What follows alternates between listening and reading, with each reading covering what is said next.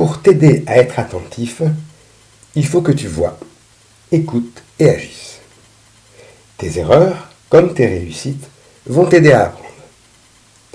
L'étude de la symétrie par rapport à une droite proposée dans Clique ici va dans ce sens.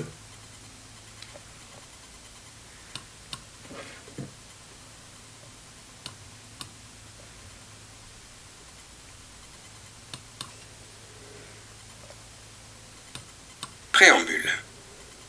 Nous allons étudier deux types de symétrie dans le plan. La symétrie par rapport à une droite, encore appelée symétrie axiale ou symétrie orthogonale. La symétrie par rapport à un point, encore appelée symétrie centrale. Beaucoup de propriétés des figures géométriques se démontrent facilement à l'aide de la symétrie. C'est pourquoi ce sujet est si important. Symétrie dans le plan, les définitions. Symétrie par rapport à une droite. Soit delta et D, deux droites du plan de ton écran, perpendiculaires en haut. Soit A et A', deux points distincts de D. Les points A et A' sont symétriques l'un de l'autre par rapport à la droite delta si OA égale OA'. Symétrie par rapport à une droite pour géomètre débutant. Pour trouver le symétrique du point A, que tu appelleras A', par rapport à la droite delta, tu disposes d'une règle, d'une équerre, d'un compas et d'un crayon. Pour commencer la construction graphique, lequel de ces outils vas-tu choisir en premier? Clique sur l'icône qui lui correspond. Alors, je suis débutant, je ne sais pas très bien ce qu'il faut faire. Moi, je choisis la règle.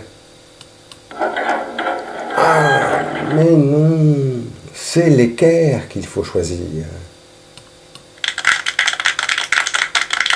Déplace l'équerre sans cliquer pour tracer la perpendiculaire à delta passant par A, puis applique la consigne. Alors, déplacer sans cliquer, c'est simplement bouger la souris. Ou bien faire glisser ton doigt sur le pavé tactile. Alors maintenant, j'applique la consigne. Voilà, l'équerre est contre la droite delta, je la fais monter. Ça y est, c'est bien. Je clique maintenant. Pour commencer le tracé, saisis-toi du crayon en cliquant sur son icône. Pour poursuivre le tracé, remplace l'équerre par la règle en cliquant sur son icône.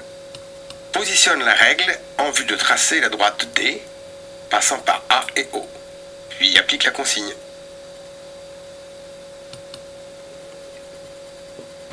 À l'aide des graduations de la règle, tu as pu déterminer le point A' symétrique de A par rapport à la droite delta. A, O, A' sont alignés sur la droite D perpendiculaire à la droite delta. AO égale OA' égale 34 petites graduations. Mais tu peux te passer des graduations de la règle en utilisant le compas. Si tu t'y prends bien, c'est beaucoup plus précis. Clique sur l'icône du compas. Déplace le compas en vue de tracer un demi-cercle de centre O et de rayon OA. Puis applique la consigne. Compas en place, je clique.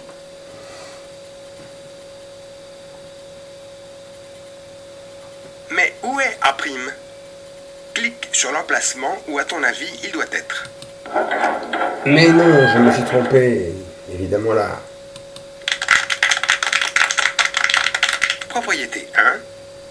Le point A et son symétrique par rapport à la droite delta, le point A', sont à égale distance de delta et en regard l'un de l'autre.